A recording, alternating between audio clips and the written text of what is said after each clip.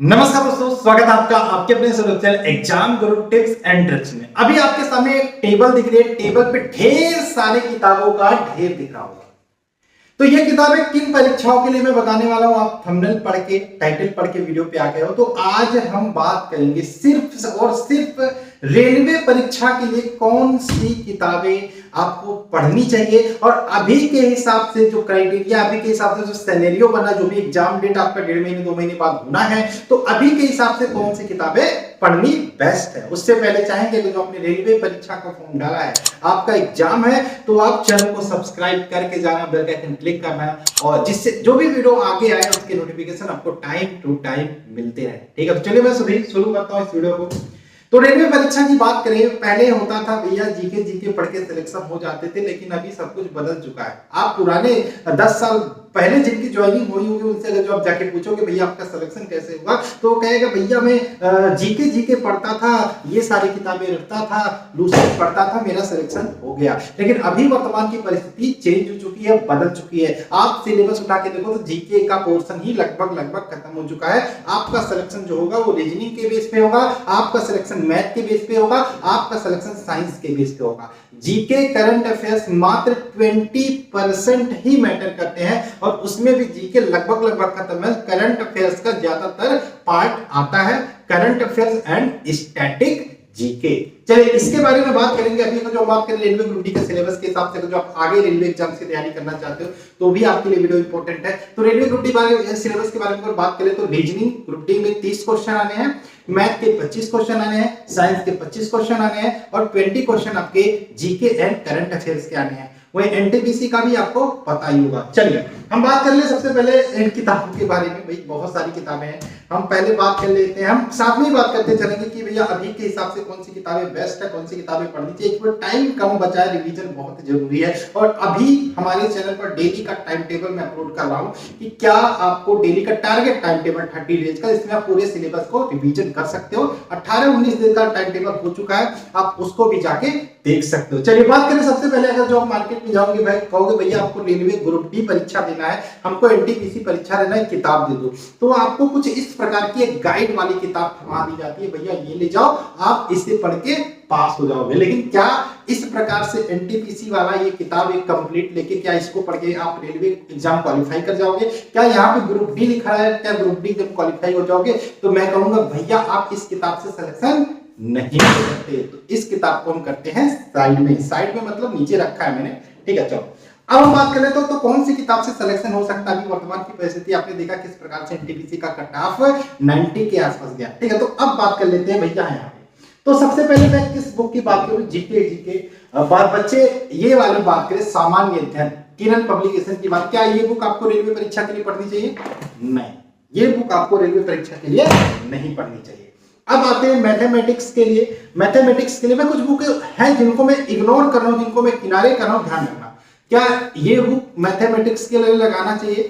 SSC का book है, क्या रेलवे परीक्षा के लिए बेहतर होगा? हाँ, आप इस बुक को लगा सकते हो। लेकिन अगर जो आप 1 साल बाद वैकेंसी आने वाली है कोई, आप उस एग्जाम की तैयारी करना चाहते हो या फिर रेलवे एसएससी की तैयारी करना चाहते हो और अभी आप तैयारी स्टार्ट कर रहे हो, तब आप इस बुक को लगाना शुरू करो।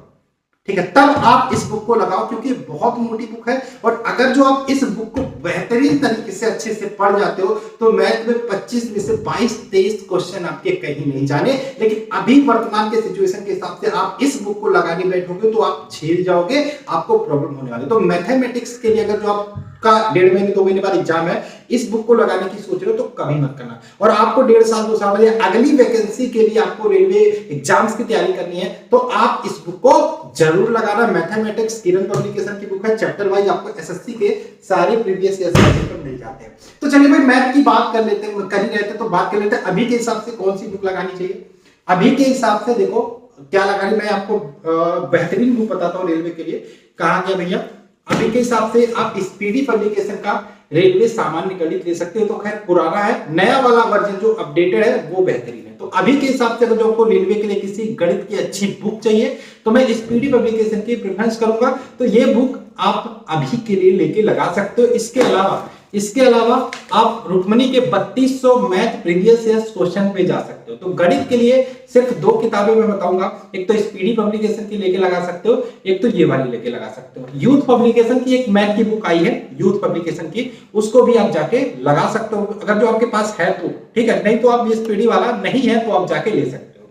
ये तो हो गई 25 नंबर की बात, गणित की बात। साथ में प्रीवियस ईयर पेपर्स भी लगाते रहना, वो भी जरूरी है।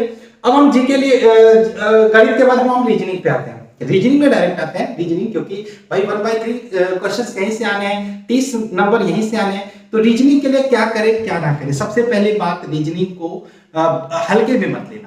आप लोग रीजनिंग पढ़ते नहीं हो, मैं अपना जो एक्सपीरियंस है वो बताऊं। रीजनिंग पढ़ते नहीं हो, आप सोचते हो भैया रीजनिंग में मेरे 15 या 20 क्वेश्चन हो ही जा रहे हैं तो क्या जरूरत है। रीजनिंग एक ऐसा सब्जेक्ट है जहां पे आप अच्छा खासा नंबर उठा सकते हो, तो क्यों ना उसको स्ट्रॉन्ग करके रीजनिंग में 30 क्वेश्चन आते हैं तो 25-26 तक पहुंचा जाए। और मैं बार बार बोलता हूं, जिस दिन आप रीजनिंग में 25-26 पहुंच गए उस दिन आपका कॉन्फिडेंस ऊपर जाएगा और आसानी से आप और अच्छा करने की कोशिश करो। भाई 25 करने का मतलब है कि आप 55-60 नंबर तक पहुंच रहे हो रेलवे ग्रुप डी के पेपर में, है तो वो चीजें जरूरी है। तो रीजनिंग भी पढ़ना जरूरी है।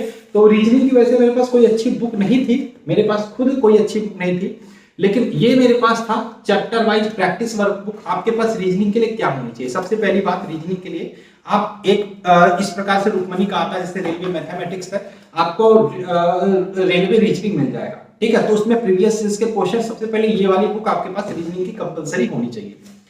आप घटना चक्र की रीजनिंग की बुक ले सकते हो, कंप्लीट गाइड चाहिए तो। और इस प्रकार से एक आपको प्रैक्टिस सेट होनी चाहिए जो चैप्टर वाइज दिया हो, चैप्टर वाइज दिया हर टॉपिक के, रीजनिंग के जितने भी टॉपिक दिए हैं उस टॉपिक को अच्छे से समझना शुरू कर दो और उस टॉपिक के 50-50 ज्यादा नहीं 50-50 क्वेश्चंस की प्रैक्टिस कर डालो।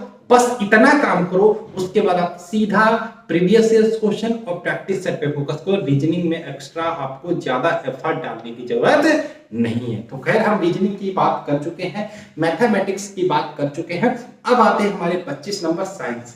साइंस को लेके बड़ी दुविधा है।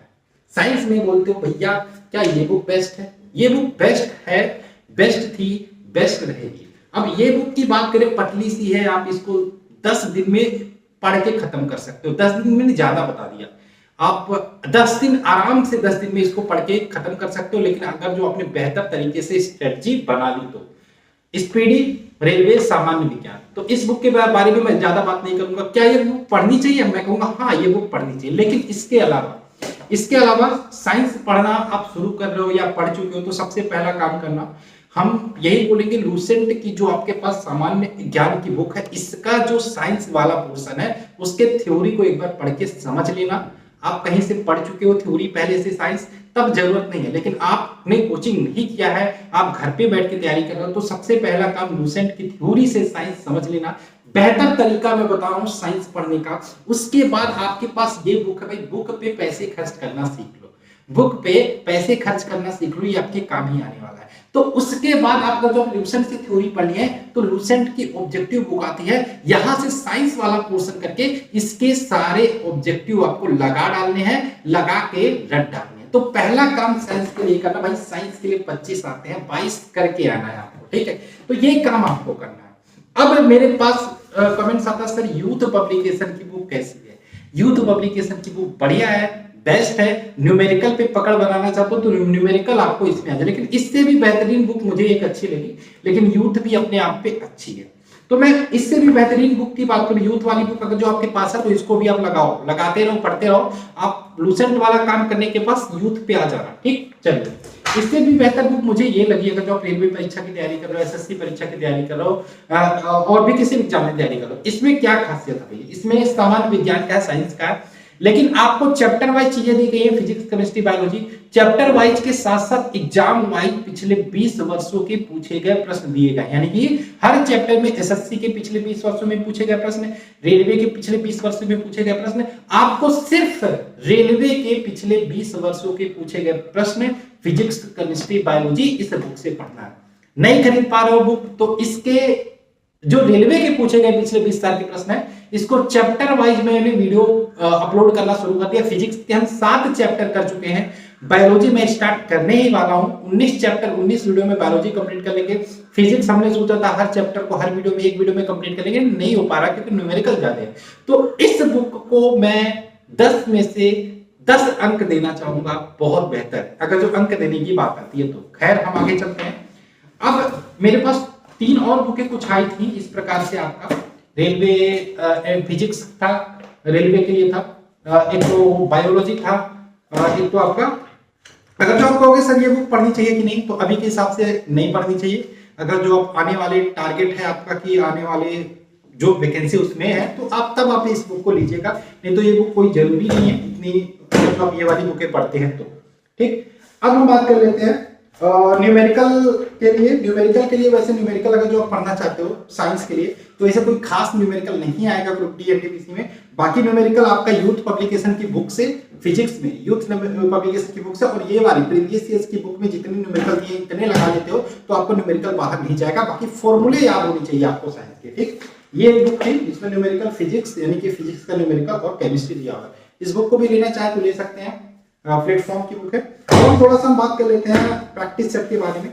तो प्रैक्टिस सेट मेरे पास एक ग्रुप डी का अग्रवाल एग्जाम कार्ड का प्रैक्टिस सेट है, इसके अलावा ग्रुप डी का ये प्रैक्टिस सेट है, ये प्रैक्टिस सेट है। आप पढ़े लिखे हो, समझदार हो, मार्केट में जाना, अच्छा प्रैक्टिस सेट देख के ले लेना। इसमें से तीनों में से बताऊं, मुझे ये अग्रवाल एग्जाम कार्ड वाली प्रैक्टिस सेट थोड़ी सी अच्छी लगी। बाकी अभी के हिसाब से ऑनलाइन प्रैक्टिस सेट देना बेहतर रहेगा।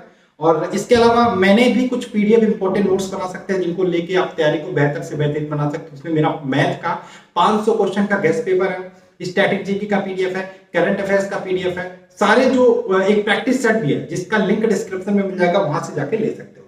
अब हम थोड़ा सा बात कर लेते हैं करंट अफेयर्स की। भाई करंट अफेयर्स इंपॉर्टेंट है। अगर जीके के 20 नंबर की बात करें तो 12-13 क्वेश्चन मुझे लगता है करंट अफेयर्स है। तो करंट अफेयर्स के लिए भैया आप अगर जो मार्केट में जाओगे तो बेहतर की बात करें, एक तो स्पीडी मिलेगा, एक तो आपको ये मिलेगा। मेरा पीडीएफ भी है, वैसे वो भी ले सकते हो, बेहतर है।